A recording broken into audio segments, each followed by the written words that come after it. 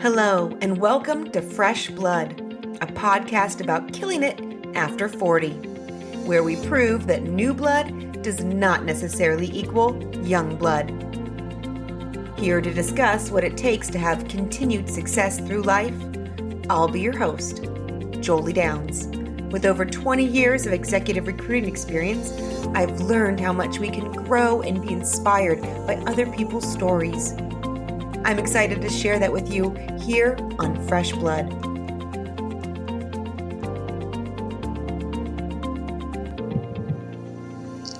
Today we are talking with Tucker Stine.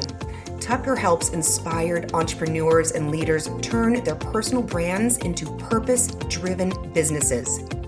After 25 years of brand communications and marketing strategy, he has learned that his own story, his own comeback, is the greatest give back that he can share with the world. Tucker has learned the universal secret that the more we give, the more we can receive. His formula for authentic expansion and community building has empowered countless leaders to reinvent their model for success and, even more importantly, their clarity of purpose. His clients have been featured in TED, Goalcast, Upworthy, The Today Show, the Sundance Film Festival, and hundreds of podcasts, resulting in over 100 million views combined. He helps his clients share their courageous, vulnerable voice and own that powerful seat at the global table of conversation. Tucker, I am excited to learn more about your story. Can you tell us a little bit about your path to this point? Absolutely. Thank you so much for having me. Yeah, let me give you a quick snapshot into my life, my career. San Diego native for the most part, spent most of my life in Southern California. And I traveled to the East Coast for school, spent about 8 years in Boston. And I knew from a very young age that I love to design and create things. But I also had this other parent, my father, saying, business school. And by the time I got to college, I was like, okay, is there a way that I could marry both? And I found it in marketing. I found it in advertising. And I spent a good chunk of my career, over 20 years, in the advertising space on the agency side of things. I also have a degree in consumer behavior because I loved the psychology of what marketing does to people and so forth. Oh, yeah. And right out of school, my first job, which I love talking about, was I had an opportunity to work at an agency and sit down with Jim Cook, who's the founder of Samuel Adams Beer. And at that time, he was launching a whole new line of product. And he was looking at Budweiser and Coors at the time and so forth and trying to figure out, okay, how am I supposed to compete with these? And I remember sitting down with him and saying, this isn't one of those situations where if you can't beat them, join them. This is one of those situations, if you can't beat them, start your own new path. And thus launched the craft brew movement, which was so fun for me to be a part of, but also realizing that you don't have to tackle the beast in order to become incredibly popular or to build a brand. You don't have to have this critical mass that tackles. It doesn't have to be a monopoly. And from there, I just fell in love with branding. And I continued to work on it for years and years. And about 10 years ago, my mentor in the industry started TEDx San Diego. And he's like, you know what, I think you'd be a great part of it, a great addition. And I started getting involved in TEDx. And I know everyone's pretty much familiar with that platform. Yes. I absolutely was like, oh my gosh, I can actually work with people and their passions and individuals that want to make a huge impact in this planet. And I discovered the power of personal brand. And for the longest time, I was in that fear or that sphere or that space of branding was always about things. It was about products. It was about services. It was about icons and the Apples and the Targets and the Starbucks of the world. And it wasn't until I started working with people that each and every day we show up with different experiences and connections.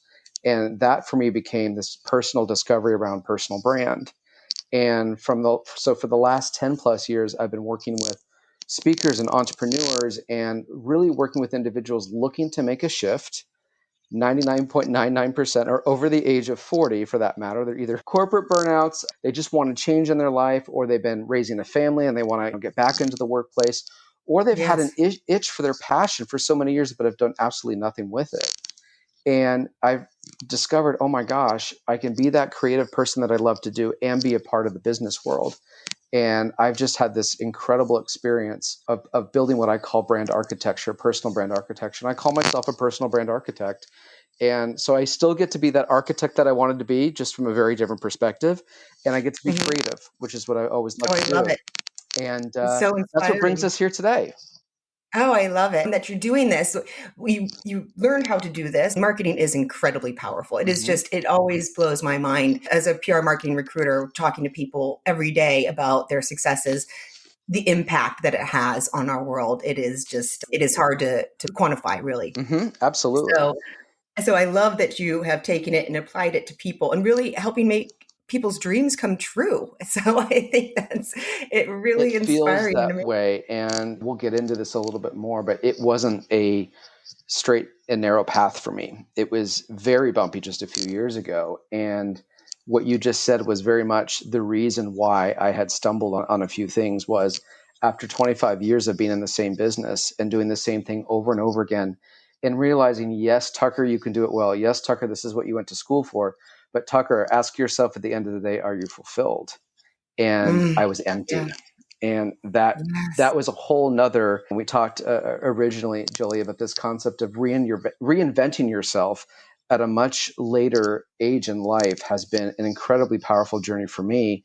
And for me, especially as a male, I didn't think it was possible. It was like, okay, here I am, 40 plus years old, washed up. And it was like, now I get to work with all these other individuals that felt exactly like me in the same place. I'm like, oh my gosh, I'm not alone. And that's where the power, when I talk about that concept of my comeback is my greatest give back, that's where all of that, stems from. Oh, I love, so what happened? Because this is Sure. the thing. So many of us reach that point Uh-huh. where where we feel that, but not everybody makes a change. No. So what happened? What was that catalyst for you to make the change? Okay, this is where it gets very raw, authentic, and vulnerable. And I've Okay, learned to yes. embrace this. And after I had turned 40, I had been at the same company for about 12 years. And I realized probably 5 to 7 years into it, I had hit a ceiling. The owners didn't want to bring in any new partners. I was lacking motivation. The clients we were taking on were more of the same. And I'd realized that the talents, or what I felt, the gifts that I bring to the world, were completely underutilized. And I remember coming home one day and thinking, oh my gosh, this is it. I came from a family where both my father and my grandfather started at one company and pretty much stayed with the same company, gosh, for most of their career. My dad, I think, had about 2, maybe 3 jobs. And my grandfather started off as a stock boy at J.C. Penney, and at the end of his career was one of the pallbearers for J.C. Penney when he passed away. Oh my So if goodness. you can Oh wow. think about, Yeah. he brought the first cash register to J.C. Penney. So Wow. when you That's think amazing. about that, in my mind, it's okay. You go to school, you learn, you graduate with this degree, you're in this space, you know it, you do it well. Okay, this is great, everything's fine. All of a sudden, you've got 4 mouths to feed, a wife and 2 beautiful kids, a house, a mortgage, and you realize you hit this wall of I can't do anything more. Yeah. What's going to get me to get the opportunity that I need to advance? And I did what a lot of men do at that age, and I buried it, and I ignored Mhm, it, and I stifled it. mhm. I didn't ask for help. I never raised my hand. I never went to anyone, never talked to my wife about it. And I just went into the typical Very unfeeling word typical. of, how are you? Oh, I'm fine. And Yeah. as I've learned, fine is not a feeling word.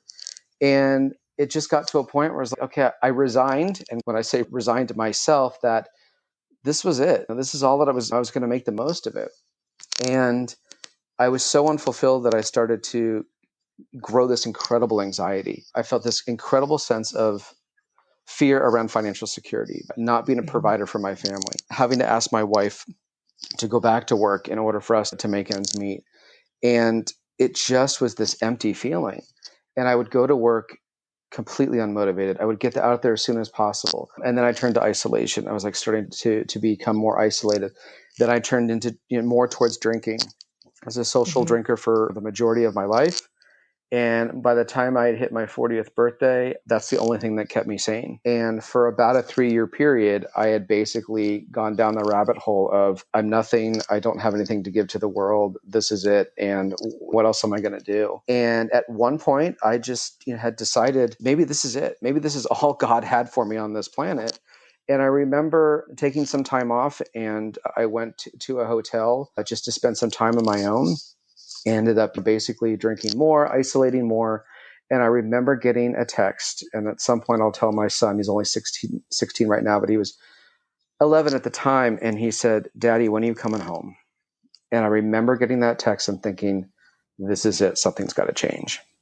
Mm. And I quit my job, took some time to basically reinvent myself. I took 30 days and just said, okay, focus on getting your health back, rewiring your brain, Mhm. surrounding yourself with the right people, and really getting to know myself again, and maybe even for the first time.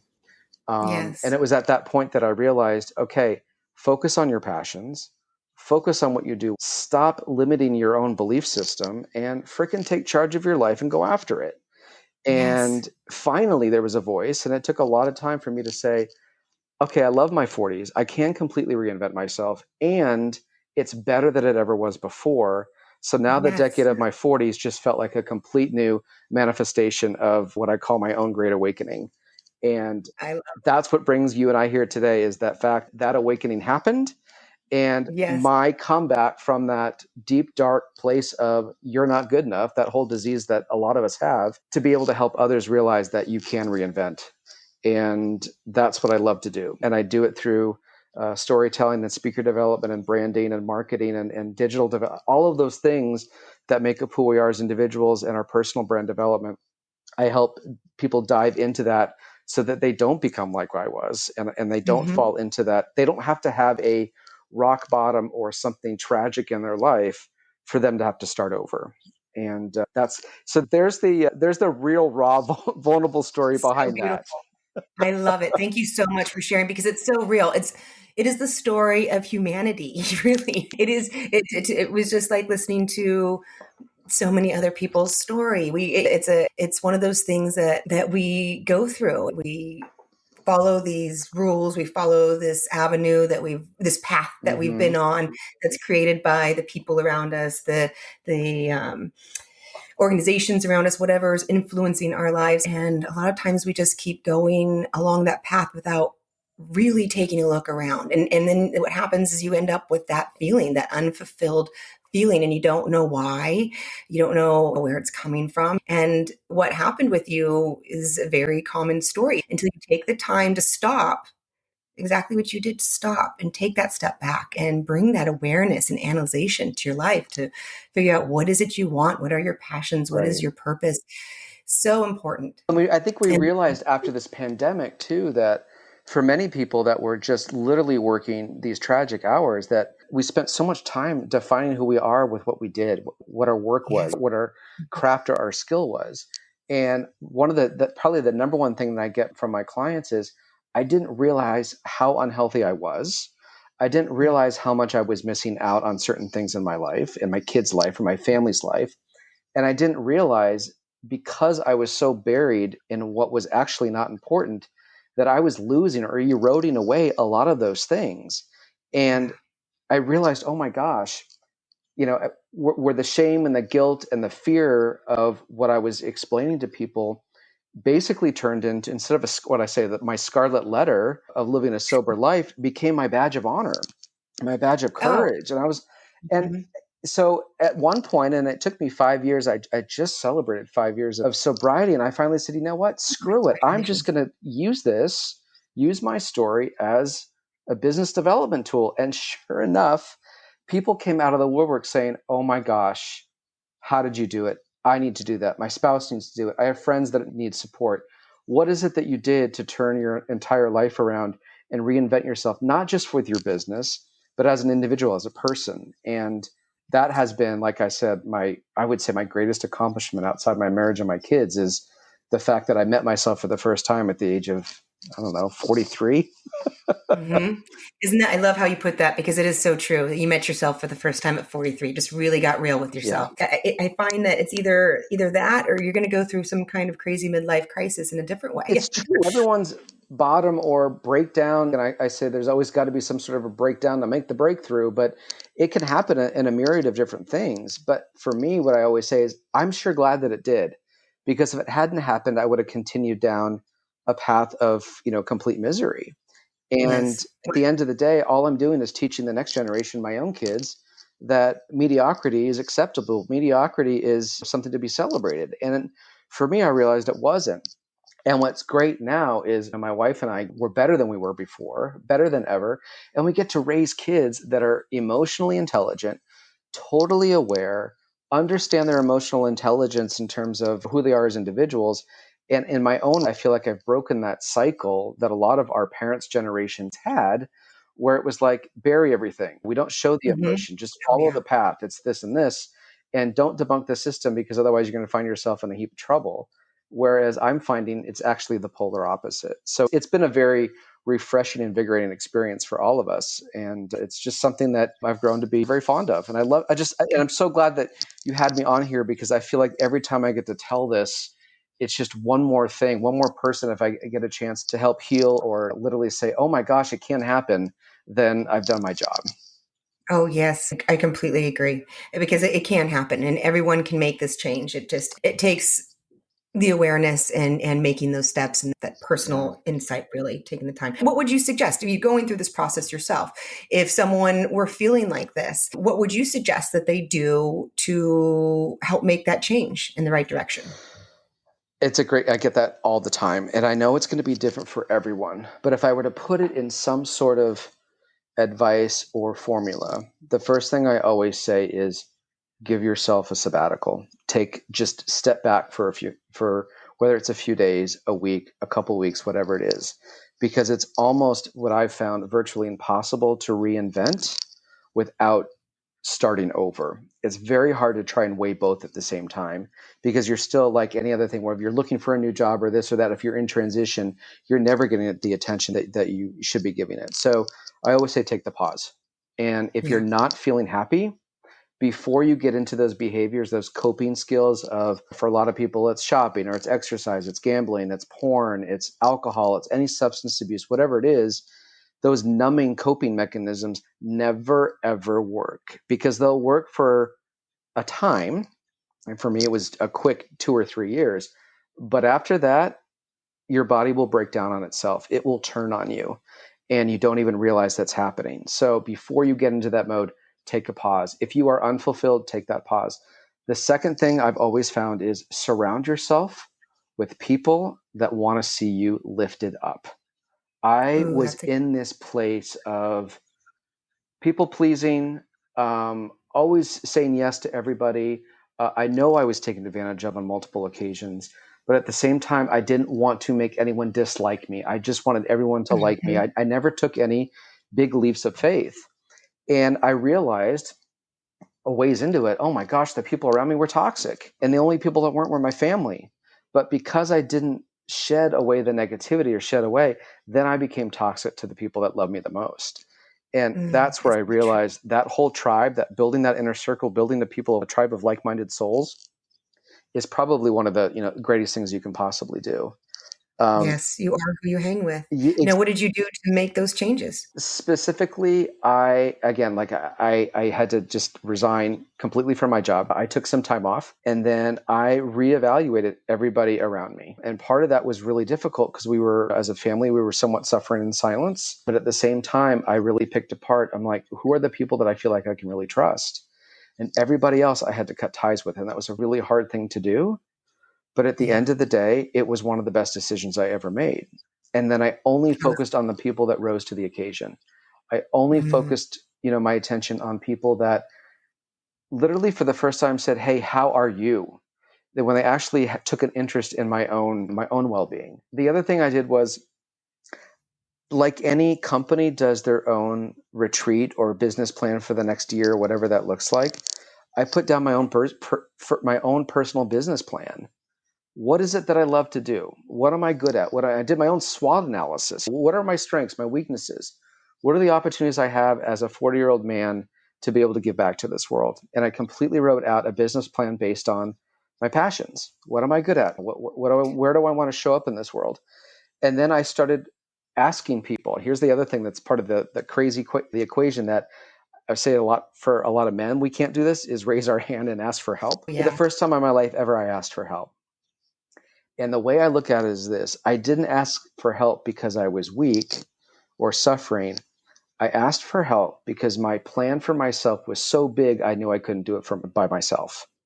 Yeah. And when you look at it from that perspective, all of a sudden it was like, okay, we're meant to co-create on this planet. We're meant to be connected human beings. Find the right people. You don't have Yes. to settle. Oftentimes I found myself settling again for people pleasing. And then I just basically started having conversations, connecting, building conversations, telling stories, letting people know what I was up to, and completely taking myself away from my old life. Because the moment I tried to hang on to anything that felt like a resemblance of what the old self was, it would pull me right back in.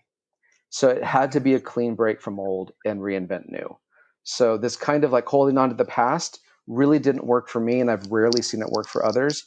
It needed to be a clean break. And the only thing I held on to were my family, people that really loved me. And that was a hard thing to swallow. I was But going to say, did you have any challenges through that I process with did, people? because it can be very lonely at first. But I will say the people that I have in my life now that I've met just in the last few years, I would never trade them for people that I've known for 30, 40, 45 years. Wow. Um, So the impact on oh, changing friends in your life is huge, huge. huge. And not just friends, people in the business world, find people that want to help you. Because at the end Yeah. of the day, the more that I give out, the more that I help others, the first thing they come back to me and say is, how can I help you? And then all of a sudden that co-creation, that referral system, that whole networking just grows and grows. And they're authentic because you've helped them and they're specifically saying, what can I do for you? And that is the most, I would say, the number one thing in terms of networking or building your business is always asking what you can do for somebody else, because it will come back and pay you back. I completely agree. And I love that you brought up also asking for help yourself. I think that's really big. It's not just a man thing. I admit I have this problem.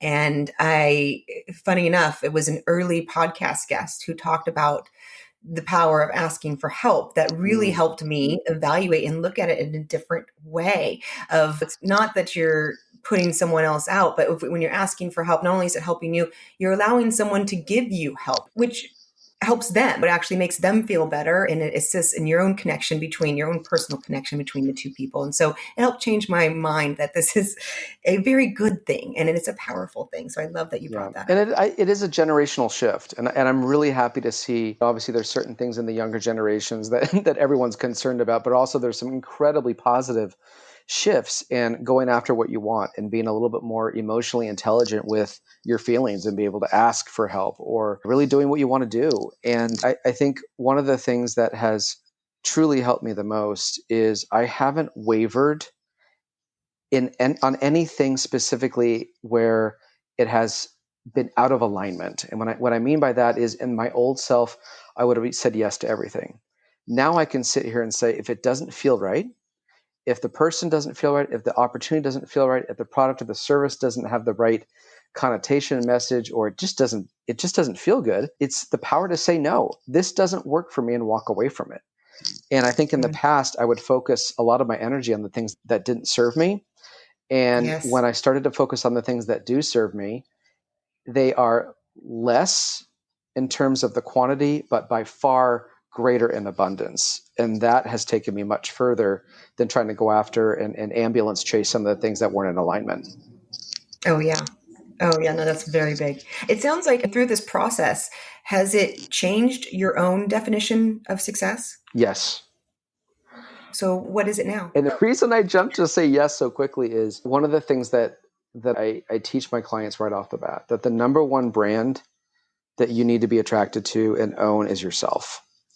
Oh, yeah. And when people think about themselves differently in terms of you are who you are and how you show up every single day, that's how people perceive you. And when people perceive you in a way that's incredibly bright and light and energetic and positive and kind and just full of that vigor that you're looking for, it makes them feel that way. And all of a sudden it becomes contagious. And I found that Totally. the definition of success no longer had to do with what I did or who I was on paper. I did a talk at Microsoft about a year and a half ago, and I put up on a slide two people, person A and person B. And person A on the left was CEO, entrepreneur, business degree, 25 years of success. And it was basically all of these things that you would see on your LinkedIn resume or any kind of a resume. And on the right, it was married for 20 years, 2 amazing kids, loves to volunteer in prison, struggles with anxiety, has a passion for creating human impact. And I asked people in the audience, I said, which person would you rather hang out with? And they all said, well, person B by far. And then the next slide, it was a picture of me. And I said, what if I were to tell you that's the same person? And it was like, oh, we focus so much of our attention to the left side, person A, which is about, you go into a cocktail party and it's like, oh, who are you? What do you do? Where do you work? That sort of thing. And I did this social experiment. I always encourage people to do this. The next time you're at a cocktail party, instead of asking somebody what they do, where they work, say, hey, when you wake up in the morning, what inspires you? Oh, I like that one. And all of a sudden you walk away with 5 different phone numbers, probably some sort of business or some sort of new connection or somebody that wants to support you because you took the time to create a meaningful conversation. And when you create those conversations built around story and personal passion, you create trust, you create connection, you create relatability, and that is your best business development tool.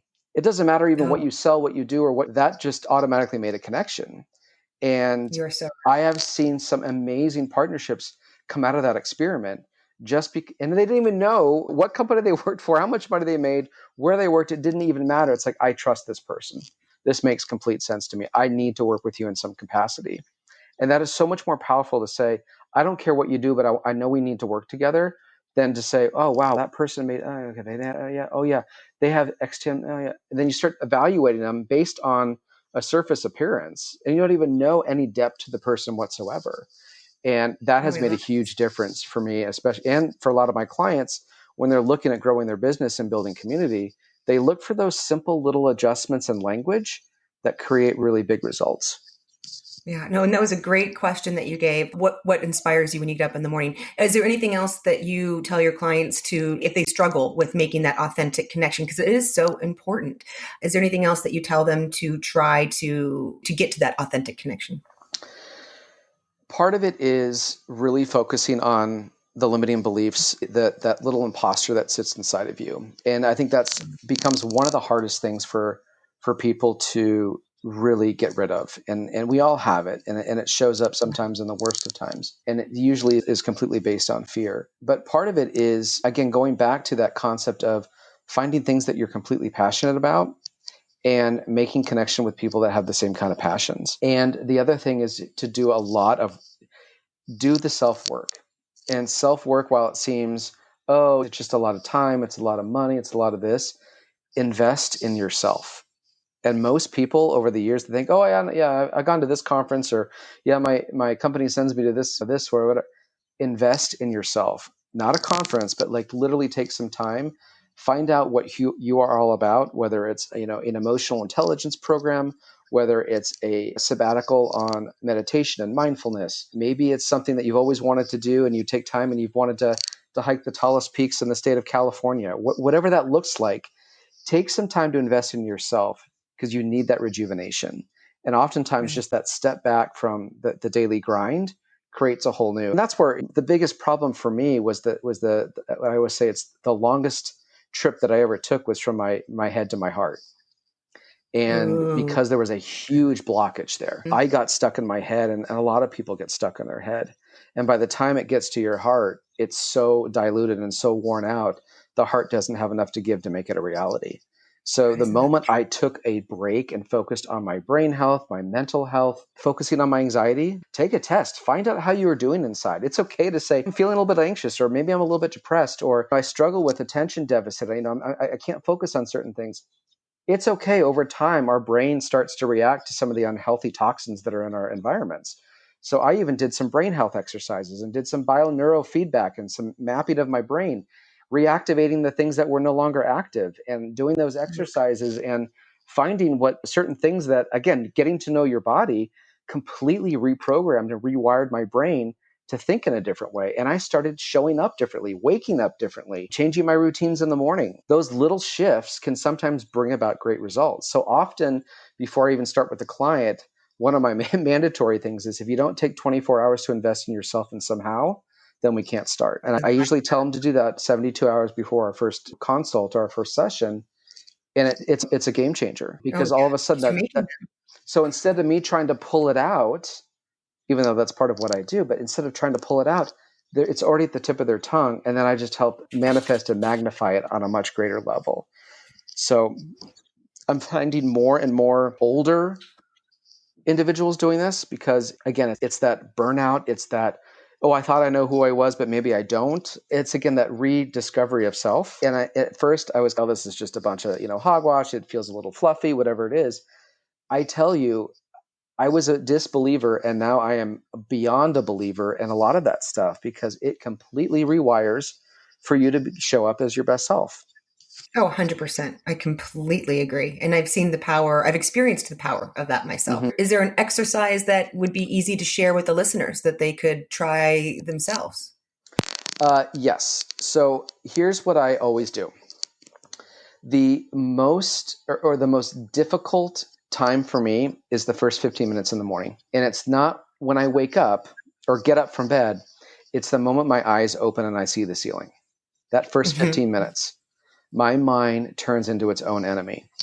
So what I do is I do this thing called the first 15. I don't allow myself to sit there and lay for 15 minutes and start to stew over my mental Rolodex of what happens.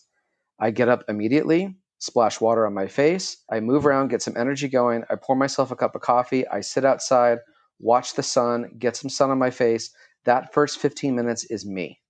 Nobody else is going to touch it. Sometimes I invite my wife into that space, whatever it is, but that is my time to start the day off, because that's where I do that kind of mental reset. And then the last 15 minutes of the day, I put the phone away.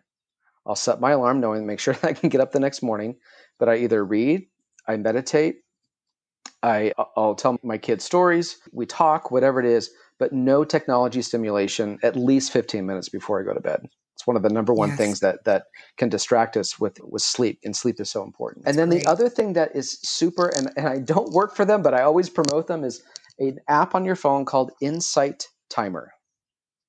Okay. And What is it's in? a free app, Insight, INSIGHT Timer. It's a random name.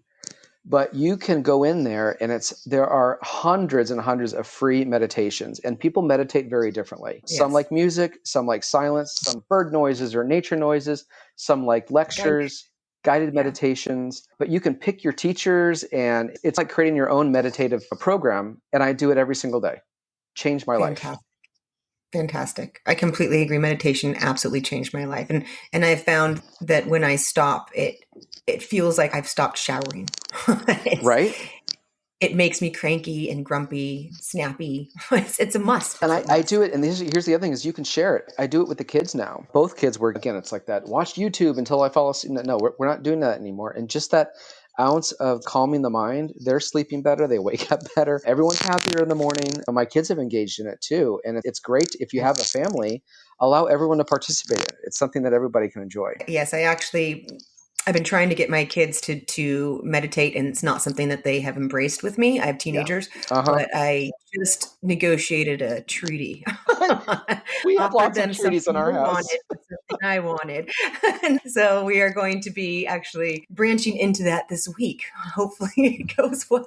There's a little bit of resistance, but my 13-year-old loves it. My 16-year-old still feels a little but I do find when he gets agitated, I have caught him a couple times on the app, and I'm like, okay, he gets it. He just doesn't want to necessarily share that with mom and dad. Yeah.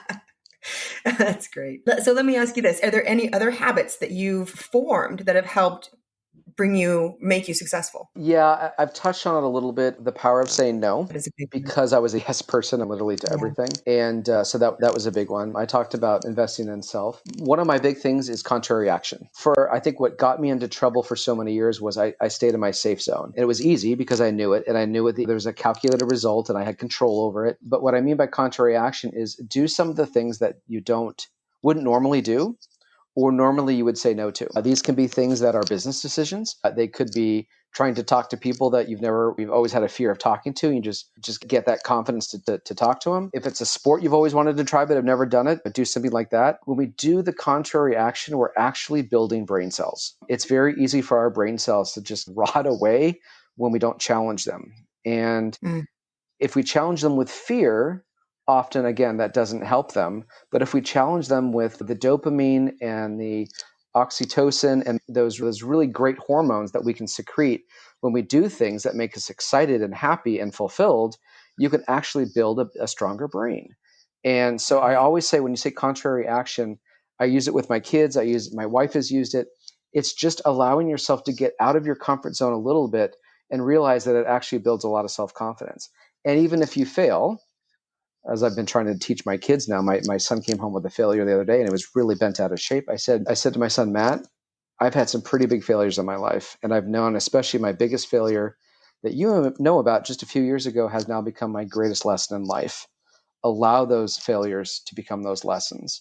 Again, moving through those emotions of failures and allowing to be lessons and not ways to pull you down. One of the best lessons you can teach your Oh teenagers my too. God, it's a game changer. And I guess the last one I will say is, you don't have to do things alone, because there's this, especially for an entrepreneur, there's this fear of, if I'm an entrepreneur, I can't ask for help. Well, it's always ask for help and surround yourselves with people that you trust, know, and are always going to give back and pay it forward. And the moment there's something that doesn't feel right, walk away from it.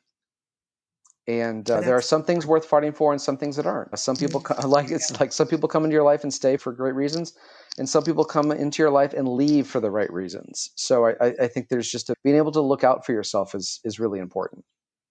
Yes. You've obviously learned a lot over these past few years. There's been a lot of wisdom that has come into your life. Have you found that you deal with struggle or difficult times a little differently now than you used to? Absolutely. And it's been a very simple formula that, if you were to look at me a few years back, I would have said, that's a bunch of hubbub. It's not going to work. And the simple formula is, first, to pause. So if something is agitated, something's popping up or whatever it is, if something is just starting to allow yourself to rise a little bit, take a pause. If now that I'm working from home, and I have been for the last year plus, I'll walk right out of my home office, down the street, get 10 minutes of fresh air. Some of the best medicine. Come back and rethink. Yes. I always say first thought wrong. The first thought that comes to your mind usually is wrong. It's usually the second, third, or fourth thought after you've thought it through a little bit, after the pause, that are probably the best serving decision. That's a message that people need to hear. Yes. Because I think a lot of people think that first thought is the That truth. concept of gut reaction, I have a gut reaction to myself. There are certain things that I do believe that are gut reaction, but I think a lot of, especially in business, gut reaction isn't always the best route. Sometimes a gut reaction is usually a fear response. And usually we have decisions we can either make out of fear or love. And a lot of gut responses are out of fear.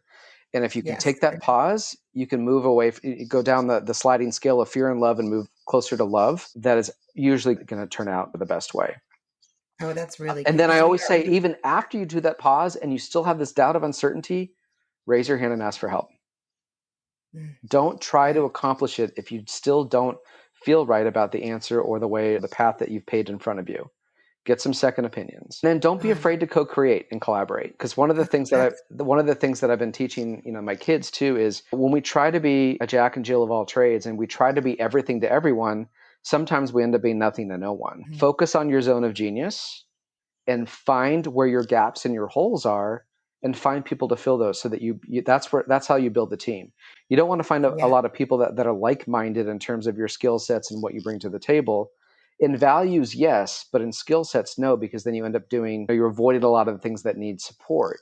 So always focus on your zone of genius, and you don't have to master everything, especially as an entrepreneur. That's one of the biggest mistakes I see from entrepreneurs is they think that they have to master everything, when the reality is they find other people that have zones of genius that are very complementary.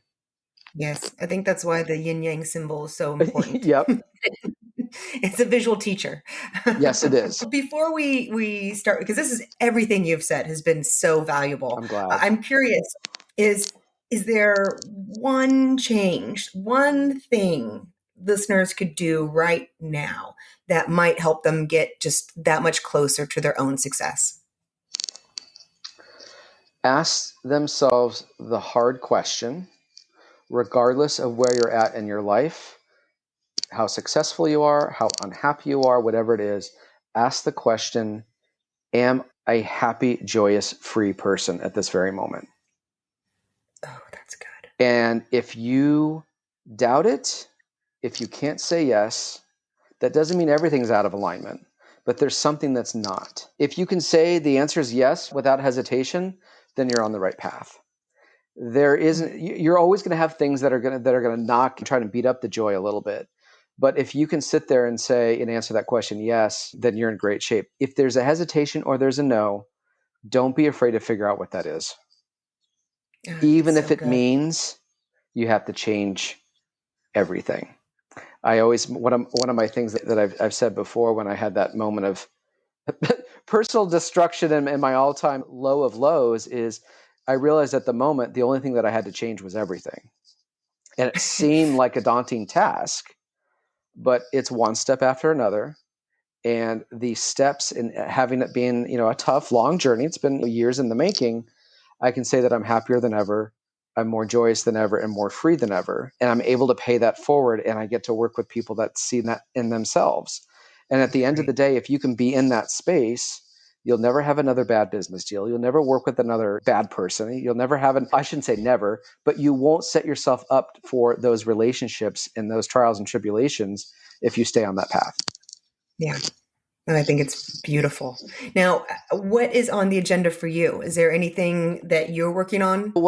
One of the things that I'm getting more involved in is public speaking, and which I love doing. And part of that is I'm starting to see that the work that I'm doing outside of supporting entrepreneurs is really gaining traction in kind of all verticals within the business world. And I'm really excited that I was referred to a conference called Equip to Achieve, which is going to help parents and educators support emotional intelligence and the power of creating their own personal brand to help kids in distance learning that are really suffering right now.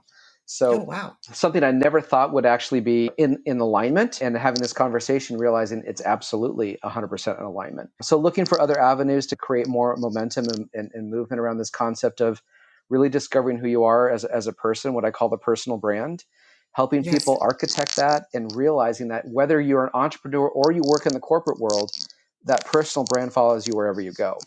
And it's about personal development, professional development, self-love, self-care, and all of the relationships and the business ventures that you take part in will naturally grow and become much healthier. And that's what I'm all about. That's great. Oh, I think that's wonderful. Now, and Tucker, are you taking on new clients? I am. Yes. Okay. Absolutely. Okay. So if someone's interested, I'll have in the show notes your website, and they can go and find you there. Yep. And you put my email in there as well. I love taking direct email, which is completely fine. I will.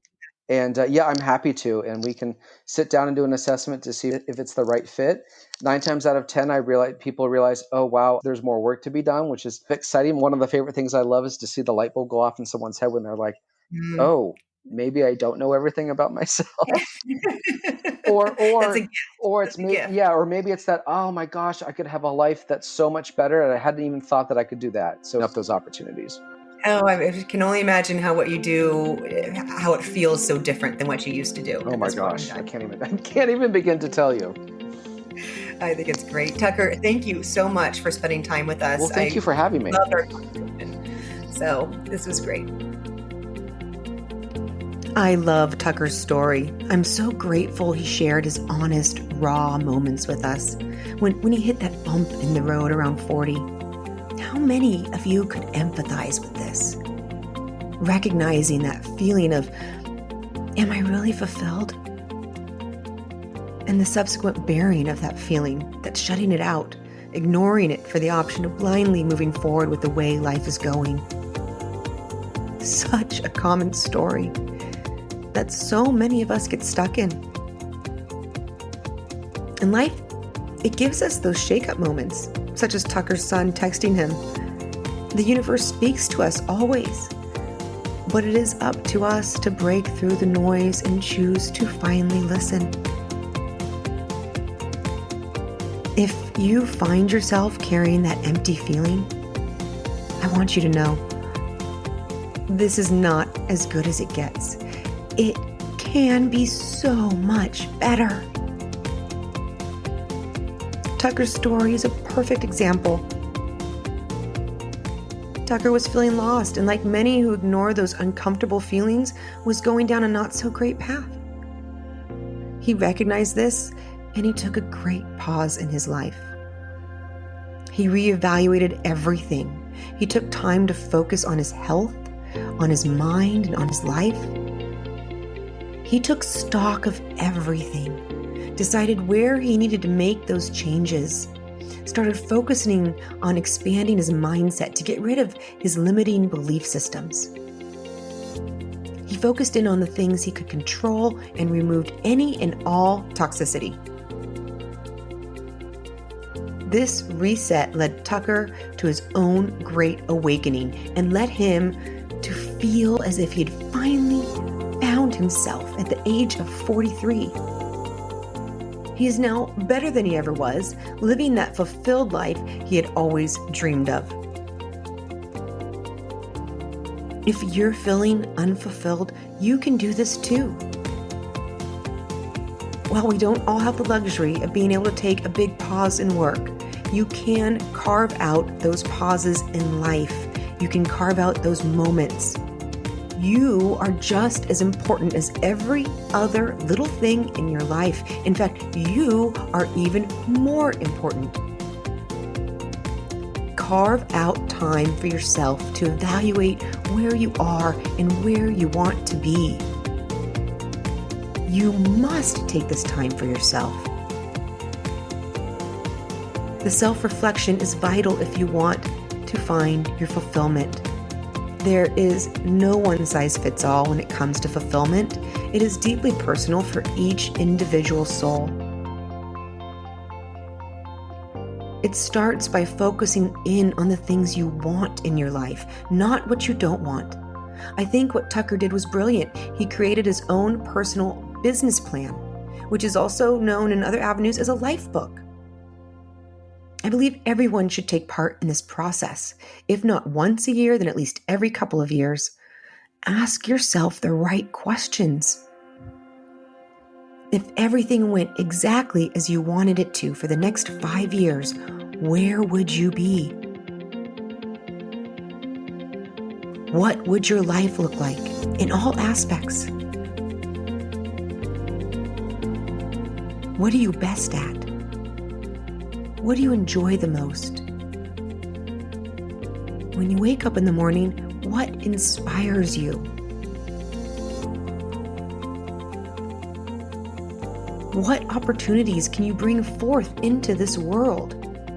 How do you want to show up in this world? These conversations with yourself are some of the most important you'll have in your life. You will never reach the life you deserve to live if you don't spend time figuring out these answers. Bottom line, you can't get what you want until you become really clear on what that is. Now, once you do that, do as Tucker did. Keep your mind sharp. Listen and focus in on the positive voices in your head and shut down the negative ones, which really are simply the result of the toxicity of your own past. Let them go. Not only the thoughts, but the people too. Which was another great piece of advice from Tucker. Surround yourself with people that want to see you lifted up. This is so important. So many of us have toxic people surrounding us, and they are absolutely contributing to negative energy and circumstances in our lives. Why do we put up with it for so long? If there was an object in your home that made you feel bad, judged, demoralized, lesser than, would you not simply remove that object from your life? We can do this with people too. Tucker admits this was a game changer for him. Look around at the people in your life. Who do you trust? Who brings you positive energy? Who makes you feel good about yourself? Who lifts you up and believes in you? Who rises to the occasion? Who genuinely cares about you? What if you only surrounded yourself with these people? Can you imagine how different you would feel on a day-to-day basis? This is how we should all be living, feeling fully supported, cared for, and safe in our own personal relationships. I love that all these changes helped shift something inside of Tucker, giving him the power to walk away from anything that didn't feel right and the practice to focus on what does serve him as opposed to what doesn't. He changed his definition of success. He found his purpose, and he learned how to build trust and authentic connection with the world around him. Now he's helping other people do the same. How can you build authentic connections in your life? Tucker had great advice for that as well. First and foremost, get rid of that imposter that sits inside of you, the one that is based in fear and serves up your every judgment. It's time to squash this voice. See it for what it really is. An imposter. Listen only to the voices that lift you up. Be true to who you are. Find those things that you're passionate about and make connections with people who have the same passions. Do the self-work. Invest in yourself. All of the most successful, fulfilled people in the world, they invest in themselves. Do what you need to do that gives you that rejuvenation. Learn about the things that intrigue you. Expand your skill set, expand your knowledge base. Know that you are a work in progress and act like it. Feed yourself that which will help you continuously progress. Do those things that you wouldn't normally do, or things you might normally say no to. As Tucker shared, contrary reactions, they build brain cells, they release positive emotions, and they increase self-confidence, even when you fail. Those failures often become your biggest lessons. I live by this, and I can attest that trying new things, even when you're terribly bad at them or fail miserably, it is liberating and freeing. It absolutely feeds the soul. There was so much more goodness in this call with Tucker, but I'm going to leave you with one last final thought. The number one brand you need to own and be attracted to is yourself. You are who you are, and when you are feeling good within yourself, people perceive you as light, bright, energetic, and kind. And that in turn makes them feel light, bright, energetic, and kind. You become contagious in the very best of ways, just by being you. Living your feel-good life. You can make a positive impact on all the lives around you. And that is my wish for us all. Until next time. Thank you for joining us on Fresh Blood. Subscribe and follow us on all streaming services, including Apple Podcasts, Amazon, Spotify, Google Podcasts, and Player FM. You can also follow us on Facebook and Instagram at Fresh Blood Podcast. If you liked today's episode, please consider giving us a like and sharing with a friend. I hope you make today a most fulfilling day.